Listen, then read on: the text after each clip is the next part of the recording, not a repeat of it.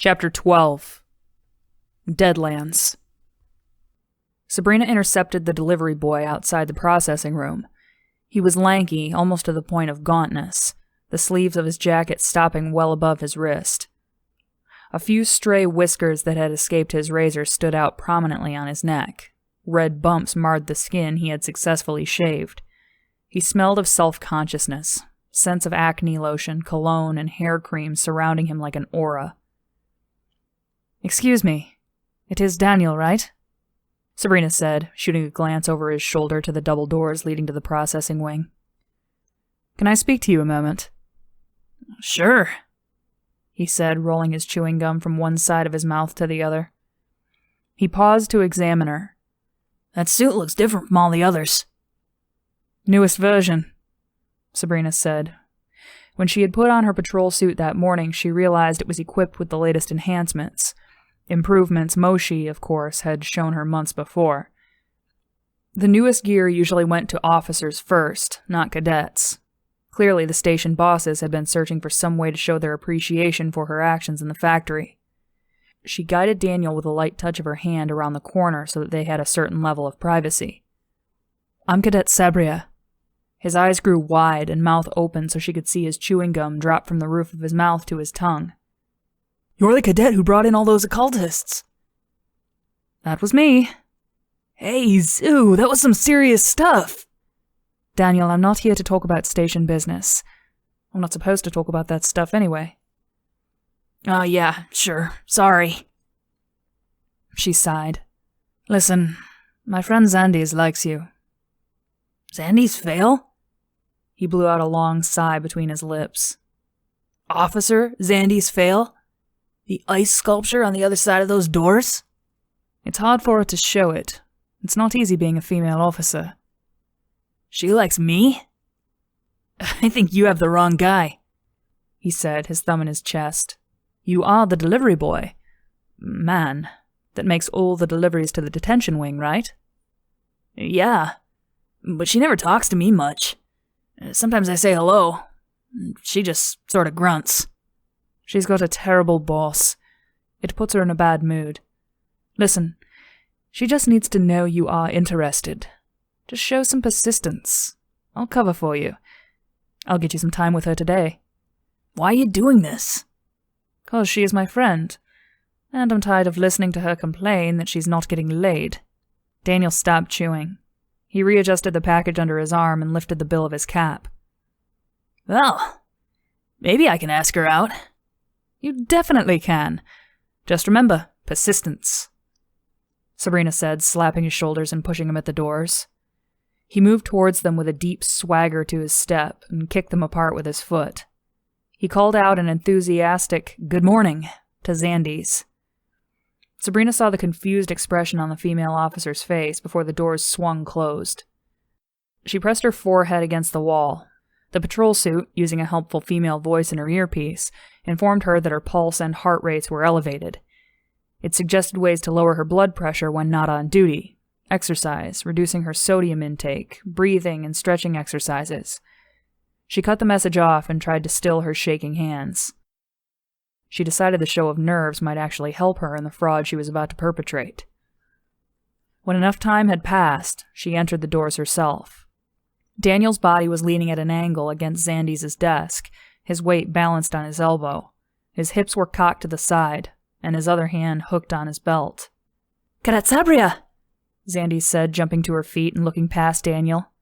"How can I help you?" "I need to see Derp. I can't wait in line," she said, walking around the desk. "I'll take this for you." She swept Daniel's delivery tablet from the counter and headed for Derp's closed office door. She did not knock, but instead slapped it open, then slammed it after her. Derp's office was illuminated by the 24 screens on his desk, tilted towards him. They bathed him in a blue glow that gave his skin a sickly pallor. His hand cupped a greasy headset to his ear, and he listened to the different interrogation displayed on each screen. His rheumy eyes, the flesh beneath them sagging, shifted towards Sabrina without a hint of surprise. "Well, Princess Sabrina, you're keeping us busy down here," he said. She made a long, conspicuous scan of the room, noting the dirty table, the cold cube humming in the corner, and his jacket hanging on the clothes tree beside the door. The desk was covered with empty food containers. The reclamation bin in the corner was already overflowing with bottles, wrappers, and empty plates. She suspected it was the leftovers of a pitchball watching party, but she was most interested in the jacket. "You sure know how to make a place feel like home," she said. They send you to clean it? She took a deep breath, clenching and unclenching her jaw while waving the signature tablet. "I'm here for the delivery boy. Apparently he thinks you're a sack of filth and would rather try to score a date with Xandes than speak to you." Laughter erupted from him and he leaned back in his chair. It would be good to get her married off. Loosen her up.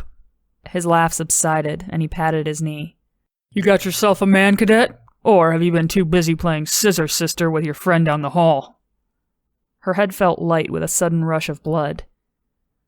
"The delivery boy was wrong. You are not a sack of filth. You're a pile of fetid excrement." She sent the tablet spinning at his face. He snatched it out of the air, his hands seizing it like a clamp. Tell the delivery boy good luck, he said, removing a stylus from the side of the tablet and scrawling his signature across the screen. It seemed strange to her that a creature like Derp knew how to write. "I'll tell him to hurry up. His lorry is blocking my cruiser." As long as it's not blocking my sickness seater. I got a load of dead heads to ship to Dr. Horowitz. He held out the tablet. She crossed the room and reached for it, maintaining as great a distance from him as she could. Once she had the tablet in hand, he let his hands fall to his thighs. His lips smacked as if he was trying to suck a piece of food from his teeth. When she stepped back, the corners of his mouth ticked downward. "New suit," he said. "Fits you well." Sabrina felt the need to fill the silence that followed as he stared at her. "Its office is a disgrace." "It looks better with the lights off. Like a lot of things." She cleared her throat, glancing at the bank of screens. To her relief, she did not see Lindsay in any of the frames. She made a short path to the door. "Maybe I should be more careful about what I say," Derp said. "After all, you did bring in your best friend." It was the opening she had been waiting for. She turned on him, swinging out her arm, grabbing the clothes tree, and slamming it to the floor. The oversized jacket ballooning, then deflating on the floor. The entire gesture elicited a whoop from Derp. "You listen to me, you pus sucker." "No, you listen to me," Derp said through his howls of laughter. "You are going to have to clean that up now." His guffaws mutated into high-pitched titters, broken by wheezes. His cheeks shook, and the skin on his neck turned red. He pounded his thigh with his fist. Sabrina swept up the jacket tree in one exasperated motion and went to the door. "Not that anyone would notice in this sty," she grumbled.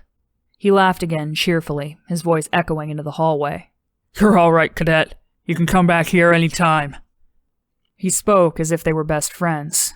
In a strange way, she wondered if they now were, the insult being Derp's language of camaraderie.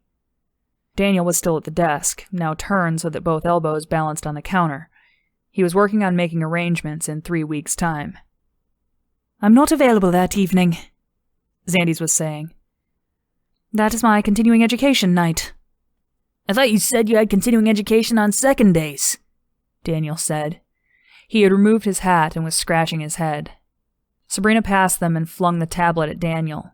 It clattered across the counter and he lost his hat diving for it. "Cadet Sabria, are you all right?" Xandes said, running from behind the desk to follow in Sabrina's wake. "Derp is a pig." Xandes looked at Sabrina, her eyes knowing and sympathetic at the same time. "Is there anything else I can do for you? Would you like to visit your friend this morning?" "She's not my friend," Sabrina said, slapping open the double doors in a final grandiose display of fury, calculating her outrage carefully. She swept down the hall, her boots echoing loudly as she walked in what she hoped was a pace that conveyed disgust, exasperation, and hostility. 2 fellow cadets came around the corner and swerved to avoid her. An officer offered an enthusiastic salute, which she returned with indifference. The spectacle worked. By the time she neared the vehicle bay, she felt protected by a shell of anger. She did her best to maintain the air, even as her heart fluttered in her chest and her palms sweated as she clutched the access pass she had stolen from Derp's jacket. She checked out a power cycle and 2 extra batteries, loading them into the stowage cases on either side of the rear tire. She was not officially on duty, but in her patrol suit, with her newfound reputation, no one questioned her. Administrative officers responded to her request with swift efficiency. Haddon Blanchard, the head mechanic, provided her with the newest cycle. He was a quiet man with a reputation for being able to fix anything. He also boxed at the station gym, and was one of the few people who would cheer for Sabrina when she was fighting an opponent. She suspected he would have ordered her the newest cycle anyway, but the speed with which his maintenance crew fetched the cycle, wiped it down, then rushed to open the rolling gate was novel. Haddon watched his men a moment, a half smile at the corner of his lips, while he shook his head. "How does it feel to be a hero?" he asked. "Honestly?" He nodded. "I hate it." Haddon smiled, then began walking back to his office. "You have a safe ride, Cadet." Outside on Avalos Street, she was relieved to be away from the station and able to act like just another cadet. As she sat her cycle on its kickstand across from the detention wing of the station, passing residents treated her with the same wary indifference they would any member of the security ministry. She waited as inconspicuously as possible, her visor down and hair tucked beneath her helmet, making herself as unrecognizable as possible. When a cruiser rolled by, she did her best to appear engaged with a palm tablet, tipping her face up and nodding to her passing peers only at the last minute. In truth, the tablet was blank. All she saw before her eyes were the pink scrawling words. Sabrina, find out what happens to the Scrits. Had that message always been there? Had Lindsay known this would happen? She tried to piece things together, but the gaps were too large. All that was left to do was to follow her friend's imperative. Then maybe she would understand. An admin officer from the detention wing walked out into the flow of CRPs and raised his hands to stop the traffic. A large door rolled open behind him, and the mirrored windscreen of the prisoner transport rocked into the sunlight. Distorted reflections of the buildings and traffic scrolled across the glass. The long, white double-decker vehicle barely cleared the bay doors. Its chassis sat high up from the road's surface, lifted by all-terrain tires. Rows of tinted windows ran its length, allowing for some light in the back for the prisoners. But the windows were set too high for occupants chained to the benches to see through. Rolling along the road without being able to see out the windows made many of the passengers motion sick, earning the transports their nickname, sickness seaters. Unlikely cadets were often given the task of hosing out the insides after the transport had made a run, and no amount of cleanser and water could ever eliminate the smell of vomit. Sabrina knew Dag would have objected to such an uncomfortable ride for prisoners, but even she knew a sick prisoner was a much more cooperative one. A high-pitched squeal echoed off the building as the transport braked at the corner, CRPs moving past its bulk like small pups. The admin officer was disappearing down the ramp, the bay door closing behind him. The gears of the transport clanged as it began to roll forward again to turn the corner. Sabrina charged her cycle, pulled out into traffic, and followed. The carrier headed out along the coastal road, tracing a path around the foot of Hill 36.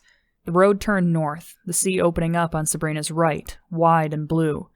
She passed a few roll pod repair shops and fishing hamlets before the distances between residential buildings grew. Man-made structures eventually gave way to wild fennel and the occasional tamarisk tree, but even these were sparse. For the most part, the land was empty sea and empty desert rolling past. The traffic was light at this time of mid-morning. It was easy to follow the big white transport in such a landscape. The challenge was to avoid attracting the driver's attention. She held back behind a fruit lorry for a while, a dishcloth displaying the colors of the driver's favorite pitchball team snapping from the rear gate. The lorry provided her cover until a farmer, hauling a tractor, pulled onto the road ahead, slowing them. The transport shrank to a small white rectangle on the horizon. Sabrina kicked the cycle into overdrive, the wind rising around her, the machine's vibration settling into a gentle hum as she passed both vehicles and approached a speed closer to what the cycle's makers had intended. The sun was near its zenith, and the transport slowed and turned off the main highway, heading west. Hills closed on either side and quickly concealed the vehicle, but the dust cloud left in its wake betrayed its path. Sabrina changed the terrain settings on the suspension and rode onto the dirt road. After a few minutes, the dirt gave way to jagged, pockmarked slabs, all that was left of an older road, likely built before the transition. They were in the Deadlands. Sabrina had heard of them, but had never visited. These were areas of arid hardpan bordering the irradiated waste that surrounded the former capital city. The wastes were nothing but radioactive ruins, fields of rubble and smoky glass, where the heat of explosions in the capital had transformed the desert sands. The Deadlands ringed the waste, a buffer with pockets of radiation still high enough to kill. Sabrina cycled through menus on her visor and placed a radiation monitor in the corner of her vision. The levels were elevated, but she was safe for now. She followed the transport well into the afternoon. The air was hot and stifling in the hills. The planet's temperatures had risen after the cataclysm, and here, among the hills, there was no sea breeze to abate the sun's power. She passed old orchards on either side, the dead stumps filling the fields like tombstones in a graveyard. Trees and shrubs that had held together hillsides had shriveled in the changed climate, their roots withering so much so that even the mountain faces decayed, their faces sliding off in avalanches, leaving piles of scree along the road. The carrier braked before making another turn. Farther up the next valley, she spotted an abandoned settlement on a hilltop, the houses still distinguishable among overgrown trees, the only green she had seen in hours. She charged the engine and climbed the road towards the houses. From the hilltop, she could see the transport's destination, another cluster of buildings at the terminus of the road. The compound was surrounded by glittering razor wire fences. Green fields and orchards carpeted the land within, a stark contrast to the surrounding sea of brown. 3 bulbous water towers looming over the compound were surpassed in height only by the comm tower, one of the largest Sabrina had ever seen. Sabrina kept an eye on the transport and its approach to the compound as she climbed the hill towards the abandoned settlement. The hilltop settlement was sealed by a crooked gate and a rusting fence. Sabrina dismounted in front of the gate and cut through using a set of pliers from the cycle's toolkit. She rolled the cycle forward and hid it in a narrow alley between 2 stucco white houses. She ran just below the ridgeline, careful not to silhouette herself against the sky, and found a vantage point to zoom in on the compound with her visor. 2 armed guards exited the gatehouse as the transport approached. One guard conversed with the driver, while another walked the length of the vehicle. Once the inspection was complete, they waved the driver through. The transport pulled up to a building that was fenced, even within the compound. Detention guards, their white padded uniforms and sedation sticks recognizable to Sabrina even at a distance, opened the doors and let the prisoners out. The prisoners from the top row of the carrier emerged in an orderly single file, dazed, stumbling, and clinging to one another. The guards led them with little fanfare through a door on the side of the building. The extraction of the prisoners from the lower deck was completely different. Sabrina noticed that although parked, the carrier was rocking. Additional detention guards came running into the lot and surrounded it, positioning themselves around the back door, their sedation sticks lowered. 3 significantly larger guards held modified sticks with collars at the ends. After a long pause, the guards threw open the doors and the prisoners came flooding out in a panic. A few guards herded them into a far end of the lot. They came obediently, running with their chains in hand. Sabrina zoomed in further, so close she could see the fear in their eyes. Those who had their wits about them, who appeared to be ordinary occultists, guided the scrits who tripped and scrambled about, confused and terrified, their memories impaired. Meanwhile, the larger guards with the modified sedation sticks rushed the carrier. More rocking. One guard tumbled out of the back door, a red gash across his forehead. Another jumped in to take his place. Eventually, the rocking of the vehicle subsided. The guards appeared at the back door with what appeared to be a single prisoner, a woman. Despite being in a collar, she was fighting, but her resistance went far beyond that of an ordinary prisoner. She moved like a wild animal, bucking, swiping, and kicking, her gray hair down over her face as she threw her captors back and forth with unbelievable strength. Her hands were covered in blood, and when one of the guards pulled back on her mane of hair revealing her face, her mouth was mottled in bright red gore. The other prisoners were shrinking back in their corner of the lot, as the wild woman was led through a different door. 4 men had to lean on the 2 sedation sticks locked to her collar to force her through. An overwhelming sense of dread rose up within Sabrina. Her visor felt as if it would slip off her face from her perspiration. She reached for her canteen and swallowed hard, afraid that she was becoming dehydrated. Water spilled from the canteen as she tried to replace the cap, her entire body trembling. She reminded herself it had been many hours since she had eaten, and that she should have something soon. Once the wild woman was gone, other guards led the prisoners into the building. The lot was empty until 2 more staff members arrived. They stepped into the back of the vehicle and emerged, carrying the body of a prisoner in a monomer sheet. Even at this distance, the stains of blood on the body were visible through the sheet. The hands hung out at the end of the sheet, the chains fastened pointlessly to the wrists. The driver finally returned, moved the carrier to another lot, and carried a hose into the back to clean. When he was done, he shut the back doors and also disappeared inside the building, leaving Sabrina with nothing to watch but the empty lot, shimmering in the heat. She absently chewed some biscuits she had packed in the pocket of her suit, although she did not taste them. All her thoughts were focused on the image of the woman's face as she howled with animal-like rage. After eating something, Sabrina was able to focus enough to watch for another 2 hours. The perimeter guards' intervals were of particular interest to her. They made a circuit every 30 minutes, and when the sun had shifted and afternoon shadows appeared, Sabrina was able to get an infrared image on the watchtowers. She was pleased to see no heat signature whatsoever. They were not manned. Instead, the passing guards used them only to gain a vantage point over the surrounding landscape. In the evening, there was a great deal of movement between the main buildings of the central compound and the barracks in the rear. A squat building set in the far southwest corner appeared to be a canteen and the destination for a number of off-duty staff. It was likely the only place of recreation. The staff ate at tables under shady trellises, and smoke rose from a chimney in the back. The perimeter guards slowed and greeted their acquaintances when they passed. Sabrina knew it was where she would enter the compound.